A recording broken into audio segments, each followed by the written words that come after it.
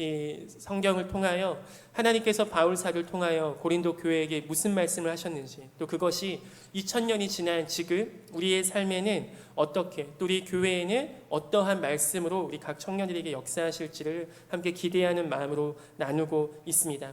저희가 지난 시간 살펴본 바에 의하면 고린도 교회는 크게 4가지 분파로 나뉘었던 거 기억이 나시죠? 네, 바울파, 아볼로파, 게바파, 그리스도파. 그래서 바울파는 개척 멤버 팀, 그 다음에 아볼로파는 지금 담임 목사님과 굉장히 그 신뢰관계가 있는 그 담임 목사님 팀, 그 다음에 3번째 게바, 예수님의 그 12제자 중 수제자라고 알려진 베드로에게 직접적인 혹은 간접적인 영향을 받아서 내가 원조요라고 주장하는 팀, 그 다음 마지막 그리스도파, 직접 오병이어를 경험했던가, 예수님께서 하셨던 설교를 들었던가, 예수님과 또 직간접적으로 경험이 있는 그 경험을 이용해서 자기가 이런 사람이요 주장했던 그 다양한 바가 고린도 교회 안에 있음을 바울 사도가 듣고, 여러 가지 문제가 있었지만 그 전에 너희 안에 같은 마음을 품기를 권하면서 그 분쟁에 대한, 분열에 대한 그 부분을 바울 사도가 권면하는 부분을 우리가 보았습니다. 우리가 그래서 지난주에 함께 기도하옵기는, 하나님, 우리 공동체 안에도 우리 안에 우리가 악한 마음으로 악한 의도를 가지고 한 건 아니지만 우리 안에 혹여나 있는 그러한 분열됨과 그러한 나눠짐과 그러한 우리 안에 인간적인 것들로 인해 하나님의 성령의 일하심을 방해했던 그런 구분됨과 분열됨이 있었다면 우리가 정말 하나님 앞에 기도하는 마음으로 같은 마음을 품기를 기도하며 나아갔었습니다. 아멘. 네, 우리의 모습은 연약하고 우리의 지금 모습은 당장의 큰 변화는 없을 수 있습니다. 왜냐하면 우리의 한계가 그렇게 있기 때문입니다. 하지만 저는, 그리고 우리 청년들은 하나님을 믿는 줄 믿습니다. 사람으로서는 할 수 없는 것을 하나님께서는 하실 수 있습니다. 하나님께서는 우리가 할 수 없는 정말 그 산이 바다에 던지우는 것, 하나님에게서는 그것이 아무것도 아님을, 바다를 가름을 하나님에게는 아무것도 아닌 우리가 많이 알고 있습니다. 우리가 바라옵기는 정말 하나님의 능력이 우리 공동체 가운데 나타나기를 기도합니다. 오늘 함께 읽어본 말씀에서는 십자가의 도라는 말이 처음 등장하며 시작합니다. 그래서 대조가 되죠. 십자가의 도가 멸망하는 자들에게는 미련한 것이요 구원을 받는 우리에게는 하나님의 능력이라. 십자가의 도, 십자가의 로고스, 십자가의 진리, 십자가에 흐르는 그 정신, 십자가, 왜 십자가 지셨는가 하라는 그 이야기는, 여기서 뒤에 보시면 22절 보면 유대인과 헬라인이 나옵니다. 유대인은 누군지 아시죠? 그 다음에 헬라인은 그리스인들을 얘기하는데, 그냥 지금으로 생각하는 그리스인 이런 개념이 아니고, 그 당시에는 이 알렉산더 대왕이 굉장히 전 세계 그쪽 서구 사회, 뭐 인도, 아프가니스탄까지 정복하면서 그분이 뭘 하셨냐? 헬라 말을 엄청 가르쳤어요. 헬라 문화를 가르치면서 전 세계 헬라화, 이 보편주의를 꿈꾸셨습니다. 그래서 그것의 영향이 전 세계에 받아서 헬라인 하면 그 시대의 지식인, 그 시대의 최고의 어떠한 지성인들을 의미하는 거였습니다. 이 헬라인들이 좋아했던 거 뭐냐면, 길거리를 가다가 그냥, 야, 진리가 뭐라고 생각해? 야, 세상의 근원이 뭐라고 생각해? 공기일까? 물일까? 4가지의 원소일까? 등등등 이런 얘기들을 하는 게 그들의 일상적인 삶이었습니다. 새로운 어떠한 가치관이 전파되거나 복음이라고 하는 바울 사도가 전파된 걸 듣고 나서 뭐야 그거? 야, 너 한번 얘기해봐라. 이런 식의 대화하는 걸 사실은 그들은 즐겼습니다. 그러니까 이 길거리에서도 토론하고 얘기하고 진리에 대해서 얘기하면서 그들이 이 복음에 대해서 들어보니까, 십자가의 도에 대해서 들어보니까 너무나 멍청한 거예요. 야, 신이 있다고? 그래, 우리도 신이 있어. 제우스도 있고 뭐 아폴로도 있고 그 엄청 많아. 근데 니네 신이 아들을 죽였어? 왜 죽였어? 도저히 그들의 그리스 로마 신화 사상 안에 있는 신들하고는 비교될 수 없는 너무나 미련한 짓을 이 신이 했다는 겁니다. 바울 사도는 계속하여 십자가에 달리신 예수 그리스도 그 복음을 전했는데, 듣다 보니까 이해는 돼요. 무슨 말인지. 근데 너무나 미련한 겁니다. 그게 바로 이 헬라인들은 지혜를 찾았는데, 그 지혜를 찾는 헬라인들에게는, 지성인들에게는 이 십자가의 복음이 너무나 미련하게 들렸다는 겁니다. 유대인들은 표적을 구한 거죠. 유대인들은 왜 표적을 구했냐? 예수님에게 유대인들은 지속적으로 질문합니다. 당신이 모세 같은 선지자입니까? 모세는 우리에게 만나를 계속하여 줬는데 당신도 그거 할 수 있습니까? 애굽에서 우리를 애굽시켰는데 당신도 지금 로마 압제하에 있는 우리를 로마시킬 수 있습니까?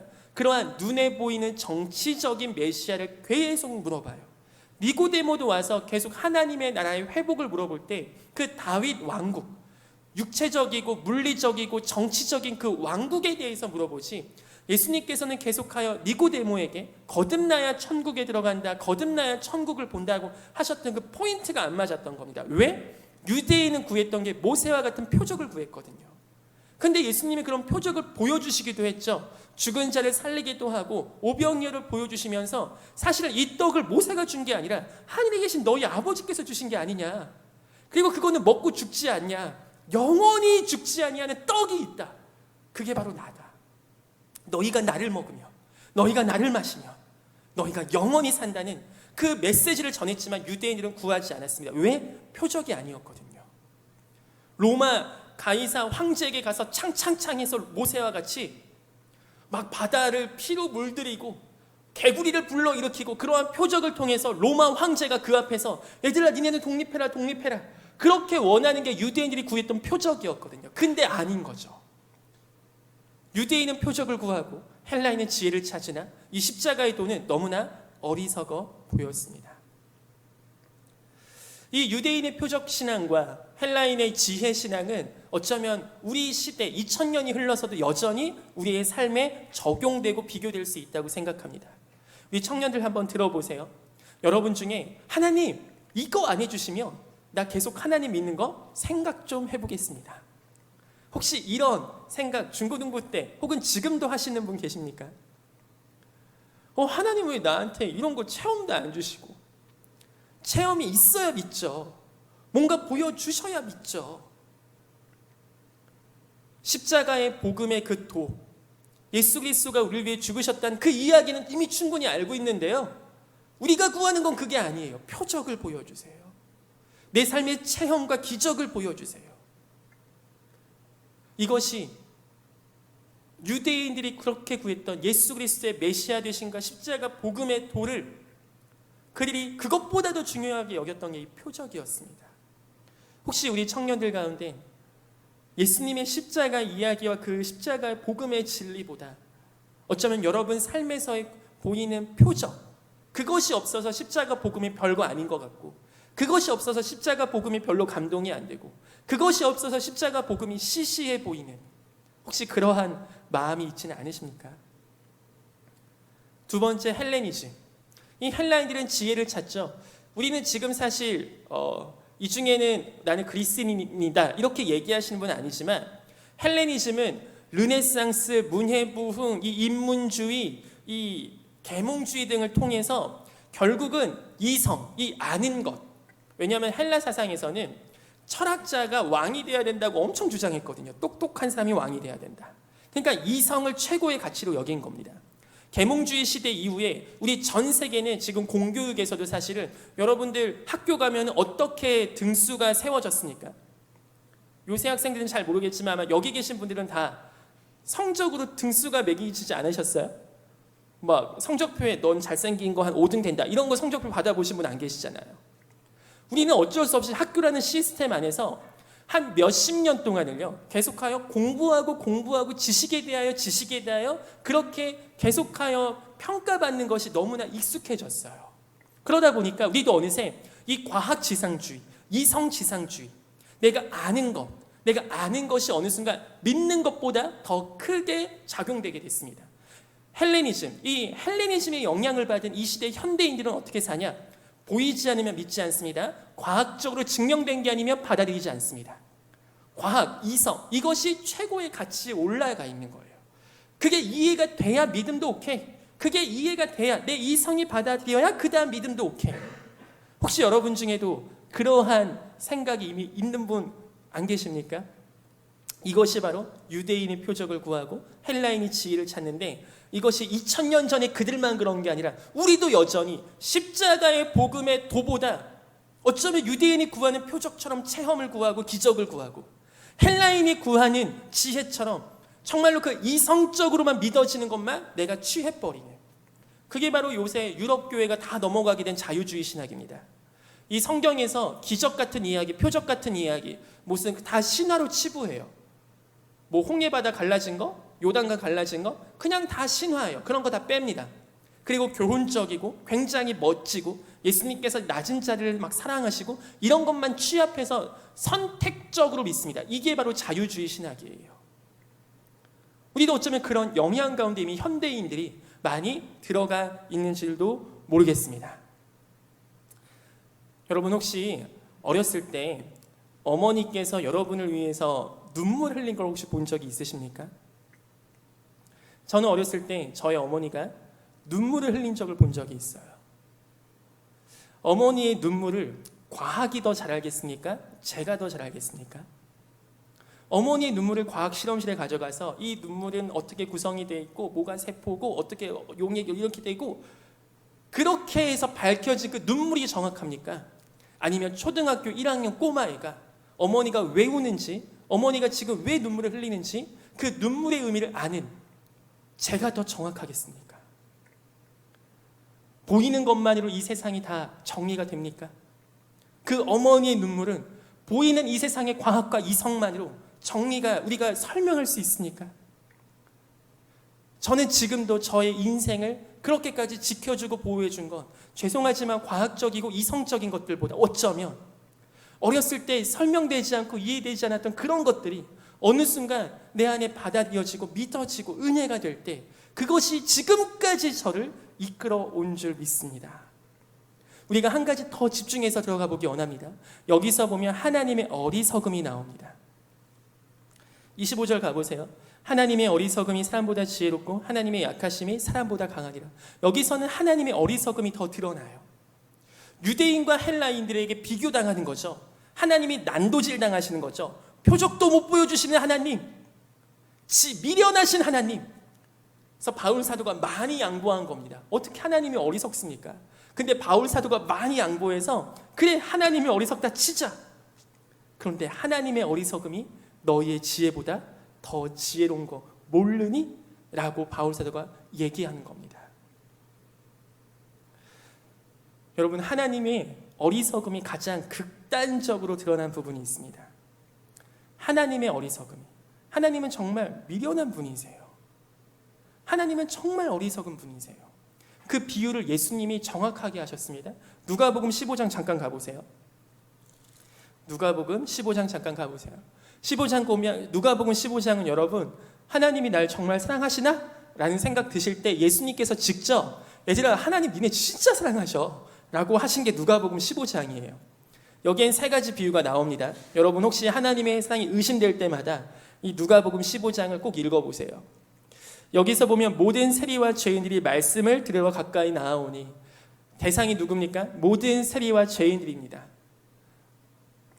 그런데 그것에 대해서 바리새인과 서기관들이 수군거려서 이 사람이 죄인을 영접하고 음식을 같이 먹는다고 예수님을 비방합니다.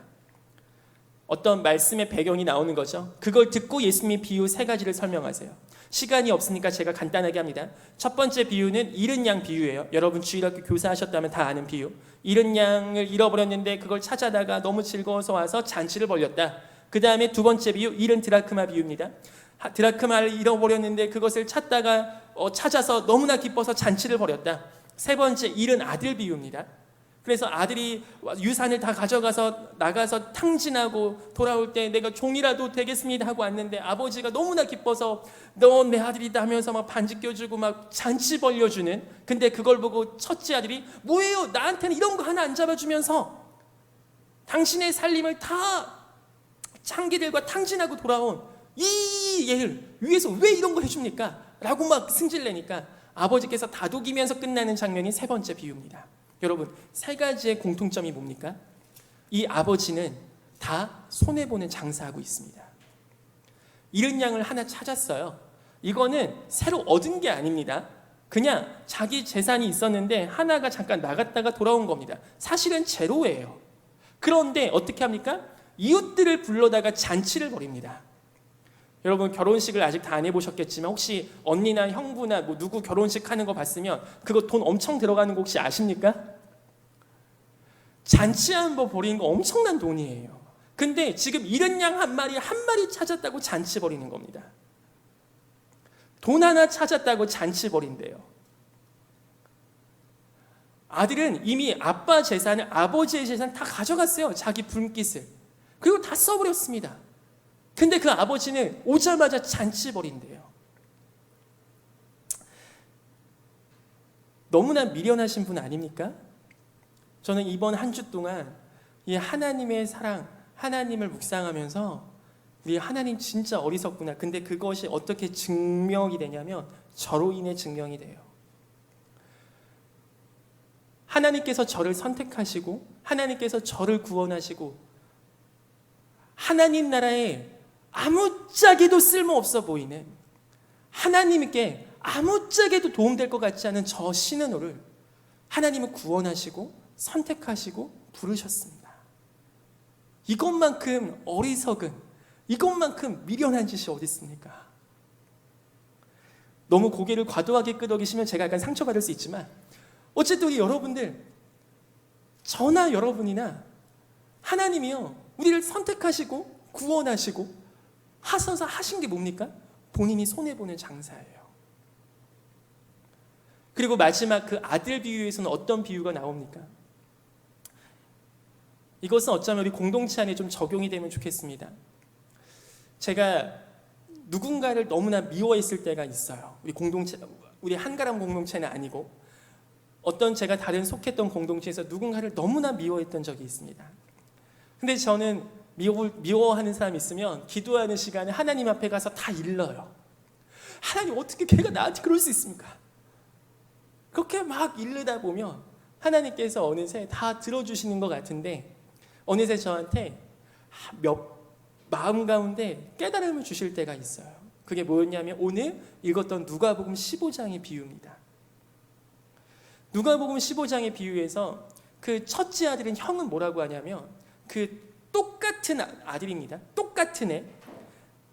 이 똑같은 애를 이 형이 바라보는 관점과 이 아버지가 바라보는 관점이 다른 거예요. 제가 한번 읽어보겠습니다. 형은 어떻게 평가하냐면 아버지의 살림을 창녀들과 함께 삼켜버린 이 아들이 돌아오매, 이렇게 표현해요. 아버지의 살림을 삼켜버린 이 아들, 창녀들과 함께, 이렇게 평가합니다. 두 번째 평가, 아버지는 어떻게 평가하냐면 내가 죽었다가 살아났으며 내가 잃었다가 얻었기로, 똑같은 짓을 하고 왔거든요. 근데 평가가 완전 다른 겁니다. 제가 하는 짓이 뭐였냐면 첫째 아들이 했던 짓거리를 제가 하고 있더라고요. 너무나 정확한 평가 아닙니까? 아버지의 살림을 창녀들과 함께 다 써버리고 탕진하에 돌아온 게 거짓말이 아니라 너무나 정확한 팩트 아니에요? 저도 너무나 정확한 사실로 그 사람을 미워하고 있었던 거죠. 너무나 정확한 사실과 평가로 그 사람을 평가하고 정죄하고 있던 겁니다. 거짓이 아니에요. 제가 꾸며낸 게 아니에요. 그 사람은 정말 그랬습니다. 그런데 제가 바라보는 관점과 우리 하나님 아버지가 그분을 바라보시는 관점이 너무나 다른 거예요. 저는 그 사람을 창녀들과 함께 아버지의 살림을 다 삼켜버린 자, 제가 공동체에 있으면 우리 공동체가 욕먹잖아요. 제가 공동체에 있으면 정말 우리 하나님께 얼굴이 먹칠하는 것 같잖아요. 그런데 하나님은 아닌 거예요. 하나님은 얘야, 걔는 죽었다가 살아난 내 새끼야. 내가 잃었다가 다시 얻었어. 똑같은 짓거리를 한 겁니다. 똑같은 짓을 한 거예요. 그런데 저는 너무나 정확한 100% 사실로 그 사람을 죽이고 있었고 하나님은 그 사람을 살리고 있던 겁니다. 제가 그때 그걸 깨달았어요. 하나님, 저에게 그런 마음을 주소서.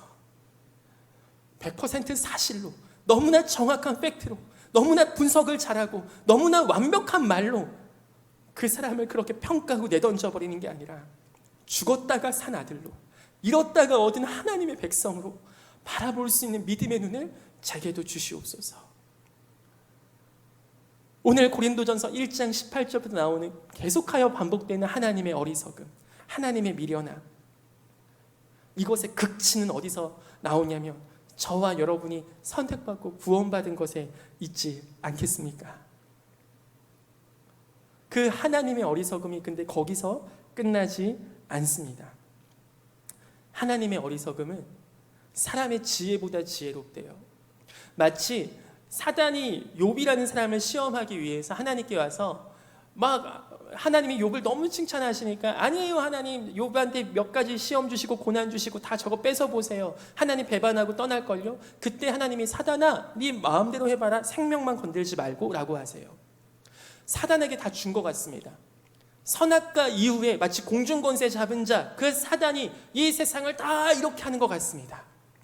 그런데 마치 장기를 두는데 하나님이 네 마음대로 둬, 네가 규칙 정하고 네가 알아서 해. 사단아, 사단은 지가 잘한 줄 알고 막 이렇게 하고 막 이렇게 했어요. 그런데 결과가 뭡니까? 하나님의 아들 예수 그리스도가 십자가에 죽으시고 부활하셔서 어둠의 권세가 깨트려졌습니다. 아멘. 마지막 날 그 왕 대신 예수께서 다시 오시는 날, 그 영원한 무적행에 그 공중권세 잡은 자 사단은 영원히 갇히게 될 줄 믿습니다. 아멘. 우리에게 주신 복음의 능력이 뭡니까? 미련해 보이죠? 여러분을 선택하고 저를 선택한 건 너무나 미련해 보입니다. 어쩌면 사단이 볼 때 우리 같은 사람들은 신경도 안 쓸 수 있습니다. 청와대에서 근무하려면 똑똑해야죠. 청와대 대변인 되려면 말 잘해야겠죠. 아무나 못하죠. 아나운서들 중에서도 정말 인지도 좋고 정말로 대변인으로서 그런 격식이 갖춰진 사람들만 하죠. 하지만 하나님은 우리 모두를 하나님 나라의 대변인으로 이 땅 가운데 보내신 줄 믿습니다. 우리가 너무나 부족하고 연약한데 우리의 떠듬떠듬 거리는 말, 우리의 그냥 어설프게 살아가는 그 삶을 통해서 우리 하나님께서 우리 하나님 나라를 우리를 통해 이 땅 가운데 하나님의 입장을 대변하시길 좋아하시는 분이신 줄 믿습니다. 이거는 하나님의 사랑이 아니면 설명이 안 됩니다. 이번 주 한 주간 여러분은 어떻게 사셨는지 모르겠지만 저는 이제 우리 중고등학생들이 제가 이제 계속 이렇게 아이들 공부를 가르치고 하다 보니까 학교 개강이 점점 다가오자 드디어 공부를 하기 시작했습니다. 그래서 막 수업 일수가 늘어나고 그래서 제가 엄청 바빴어요. 그러면 이제 시간이 없습니다. 시간이 없어서 제가 또 밥을 잘 못 먹는다고 말씀드리면 혼날 것 같지만 어쨌든 시간이 없어서 그렇게 막 띄엄띄엄 하다 보니까 몸이 지치는 거죠. 막 하나님이 잘 생각나지 않는 거예요. 너무 바쁘다 보니까. 원래 제가 이번 주에 큐티 학교 그 강의를 찍고 올렸어야 되는데 어제 밤에 생각이 났어요. 아, 나 그거 했어야 되는데. 정신이 나간 겁니다. 삶의 우선순위가 틀어진 겁니다. 저 같은 사람이 무슨 전도사라고 할 수 있습니까? 그런데 우리가 믿는 건요, 종교가 아니에요. 여러분 오늘 만약에 큐티 안 하셨다 칩시다. 오늘 여러분이 성경 안 읽었다 칩시다. 기도 안 하셨어요. 하나님의 여러분을 향한 사랑이 줄어들까요? 여러분을 향한 하나님의 마음이 줄어들까요? 종교는 줄어듭니다. 종교는 공덕을 쌓아야 돼요. 내가 하나님께 헌금을 많이 해야 하나님도 날 좋아하시지. 하지만 복음은 그렇지 않습니다. 복음은 순서가 바뀌었어요. 하나님께 받은 게 너무 많아서 헌금하는 게 하나도 안 아까운 거예요. 하나님께 받은 게 너무 많아서 내가 뭔가 헌신하고 사역하는 게 하나도 안 힘든 겁니다. 원래는. 그 은혜가 너무 커서, 그 사랑이 너무 커서. 그런데 일주일 동안 그렇게 삶을 정리하고 어제 그렇게 하는데 제 안에 그 마음이 너무나 다가왔어요. 하나님께서는 제가 일을 열심히 하는 전도사라서 사랑하시고 좋아하시는 게 아니라 그렇게 버벅대고 버겁고 너무나 힘든 그 삶을 살아가는 그 환경 속에서 오늘 찬양 가사와 같이 우리가 대단한 믿음이 없고 내 하루하루가 버겁지만 하나님의 사랑은 우리를 포기하지 않는 겁니다. 하나님의 사랑은 나를 계속 따라오시는 거예요. 내가 어딜 가든지 그 사랑이 나를 숨쉬게 하고 내가 어딜 가든지 그 사랑이 나에게 찾아오시고 내가 어딜 가든지 그 사랑이 나에게 오셔서 다시 회복시키시는 겁니다. 여러분 바라옵기는 오늘 우리가 함께 예배를 드리며 정말 여러분 삶에 있는 하나님의 사랑이 발견되고 깨달아지는 은혜가 있기를 소망합니다. 우리가 큐티하고 묵상하고 기도하고 경건 생활을 하는 건 우리의 공덕을 쌓아가서 하나님께 더 가까이 가야지가 아니에요. 오히려 이미 우리에게 찾아오신 그 하나님, 잃은 양이 나를 찾으러, 잃은 드라크마인 나를 찾으러, 잃은 아들내미인 나를 찾으러, 창기들과 함께 돈을 다 탕진하고 모든 것을 다 써버린 세상에서 흥미와 세상의 쾌락에 취해 있는 나를 찾으러 이 땅 가운데 오셔서 십자가에서 미련하게 죽으시고 어리석게 죽으신 그 하나님의 아들의 사랑이 오늘도 여전히 내 마음 가운데, 내 삶 가운데 저를 찾아오신 것을 깨닫는 시간입니다. 그것이 발견되는 시간입니다. 그래서 내 머릿속을 가득 채우고 있는 세상의 생각들과 내 머릿속을 가득 채우고 있는 유대인의 표적과 헬라인의 지혜의 소리가 잠시 줄어들고 정말 하나님의 소리와 하나님의 은혜와 하나님의 사랑이 들리는 게 저와 여러분의 묵상과 경건의 시간이 되기를 소망합니다. 그 하나님의 어리석음, 저와 여러분을 불러서 하나님의 비밀 병기를 만드시는 겁니다. 저는 그래서 항상 기도해요.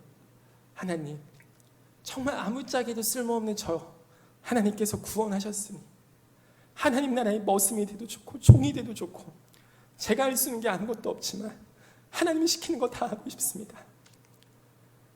우리는 가끔씩 저한테 물어보시는 분들이 계세요. 전도사님 안 피곤하세요? 안 바쁘세요? 너무나 안 힘드세요? 왜 계속 일을 벌리세요?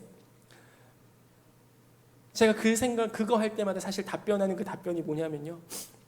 우리는 순교하기 힘들잖아. 우리 한국에서는 순교하기 힘들잖아. 나는 지금 30년을 넘게 교회를 다녔는데도 예수 믿는다는 이유 하나만으로, 예배를 온다는 이유 하나만으로 맞아본 적도 한 번도 없어. 근데 지금도 저 북한에 있는 성도님들을, 저 선교지에 있는 성도님들을 이제 막 한 달, 두 달 되시고 이제 막 세례 받으셨는데 예배 온다는 이유만으로 아버지한테 두들겨 맞고 교회 다닌다는 이유만으로 모든 친척들 다 불러다가 칼 앞에서 예수 그리스도 시인하고 예수 믿는다는 이유만으로 그렇게 죽임당하는 그분들 볼 때 내가 얘기할 게 아무것도 없잖아. 내가 할 수 있는 게 아무것도 없어서 이거라도 해야지. 몸뚱이라도 돌려야지. 하나님의 어리석음, 하나님께서 우리를 택하셔서 어리석은 그 미련함이지만 이것이 세상의 지혜를 이기고자 하시는 그 하나님의 능력이 우리 한국교회 안에, 우리 한가람교회 청년부 안에 정말 회복되기를 소망합니다. 그 방법이 뭡니까? 십자가의 미련한 도예요. 말의 지혜로 복음을 전한 게 아니고 십자가의 능력, 하나님의 권능으로 전한 겁니다. 18절 다시 한번 가보세요. 구원을 받는 우리에게는 하나님의 능력이라. 십자가의 도는 뭡니까? 하나님의 능력입니다. 여기서 능력은 두나미스라는 단어를 썼습니다. 이 두나미스는 다이나믹, 영어의 역동성, 이 다이나믹 그리고 다이나마이트의 원형이 되는 거예요. 즉 폭발력이 있는 겁니다. 십자가는요 폭발력이 있습니다.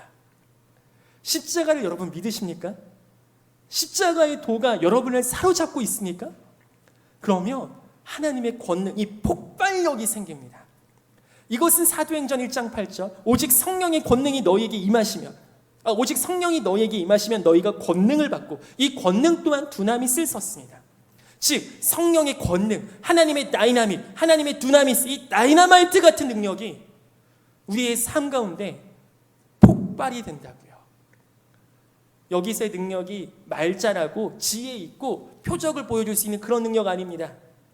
하나님의 어리석음이 세상의 지혜를 이기게 하는 바로 그 능력이에요. 그게 정확히 쓰여 있는 게 27절입니다. 하나님께서 세상의 미련한 것들을 택하사 지혜 있는 자들을 부끄럽게 하려 하시고 세상의 약한 것들을 택하사 강한 것들을 부끄럽게 하려 하시며. 아멘. 이게 바로 하나님의 권능입니다. 혹시 여러분 중에 저는 잘할 줄 아는 게 없어요. 합격입니다. 저는 말 잘 못합니다. 합격입니다. 저는 그닥 머리가 합격입니다. 오히려 이런 분들은 좀 조심하세요. 전 좀 잘 나가는데요. 저 좀 똑똑한데요. 전 좀 엘리트인데요. 그럼 정말 위험하십니다. 하나님이 쓰시기가 힘들 수 있어요.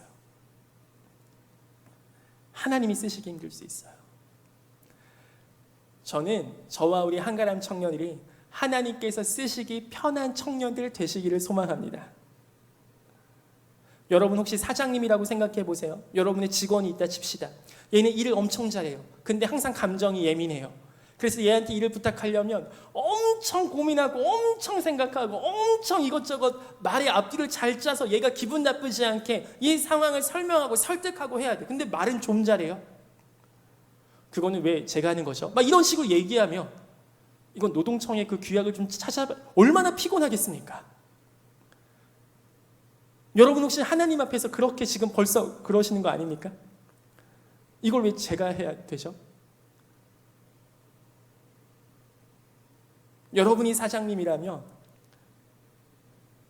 여러분이 한숨 소리만 듣고라도 비록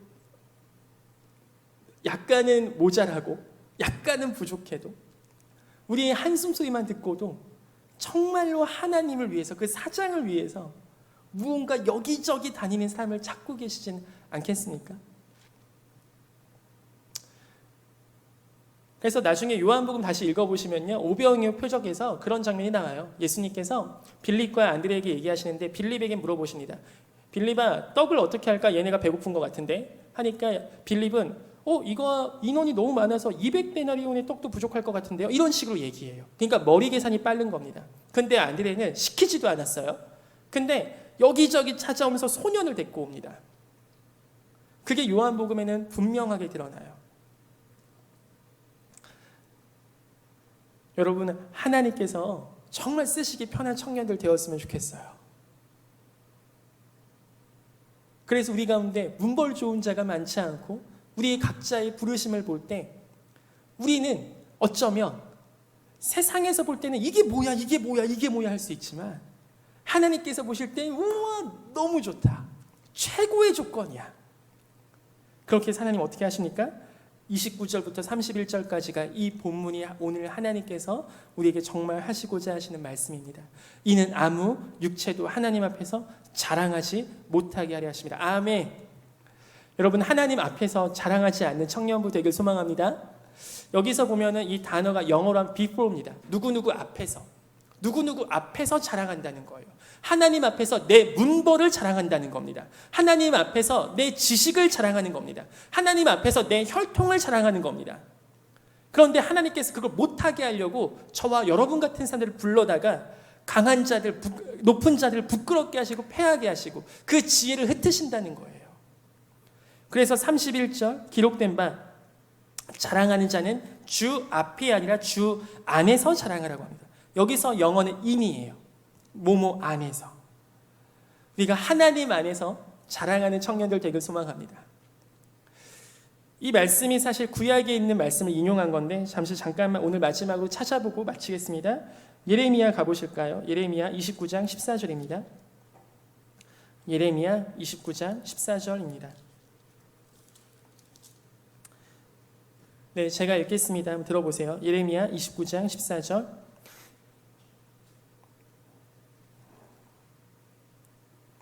죄송합니다. 예레미야 9장 23절입니다. 예레미야 9장 23절입니다. 네, 제가 읽겠습니다.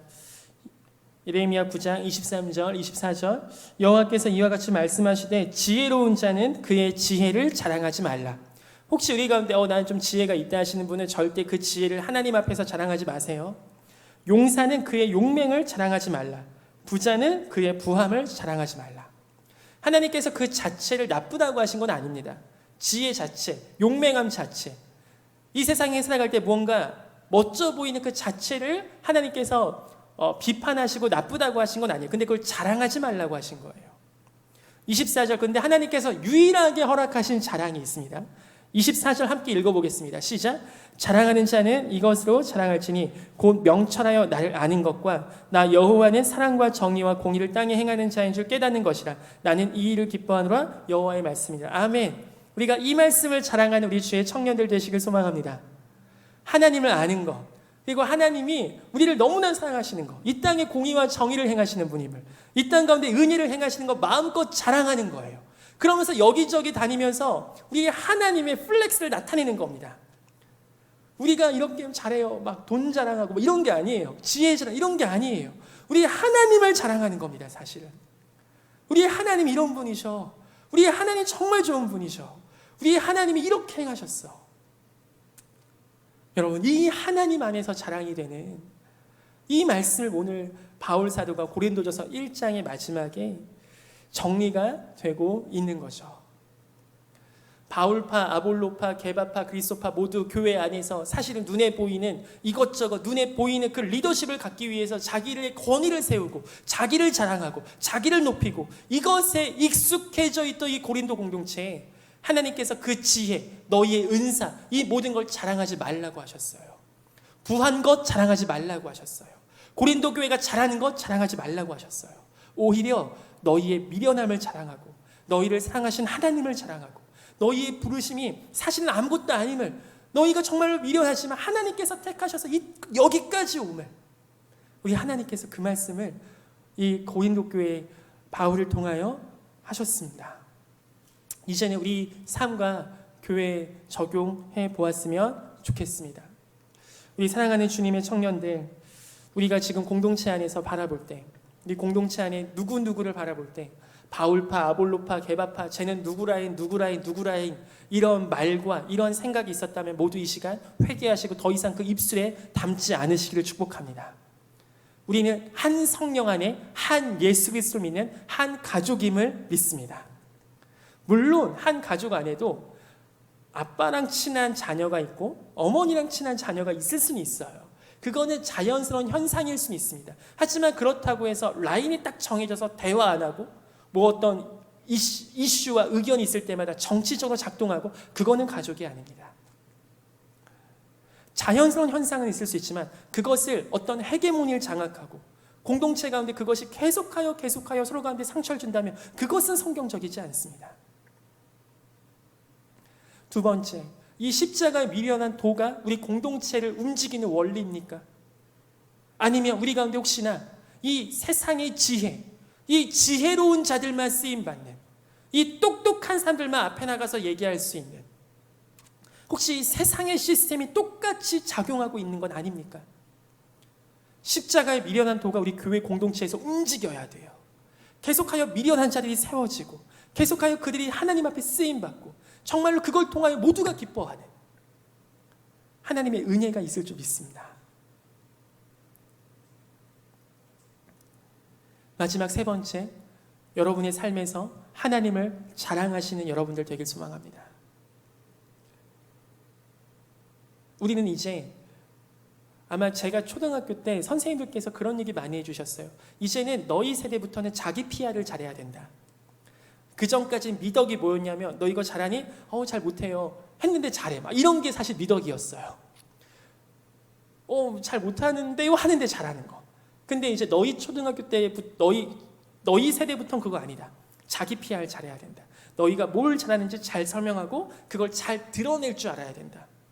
근데 제가 그 선생님 지금 만나 뵙고 싶어요. 너무나 정확하셔갖고 우리는 지금 그거 익숙해져 있습니다. 그걸 해야 돼요.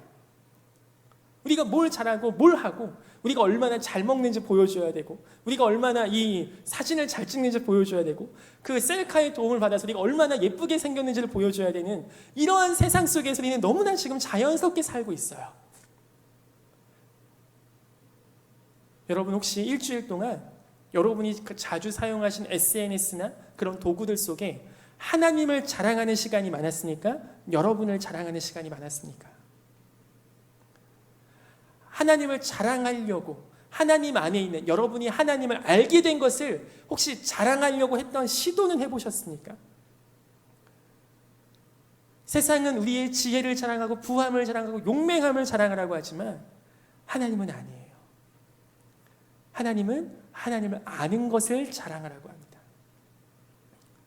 우리 한가람 청년부 하나님을 아는 것을 자랑하는 청년부 되기를 소망합니다.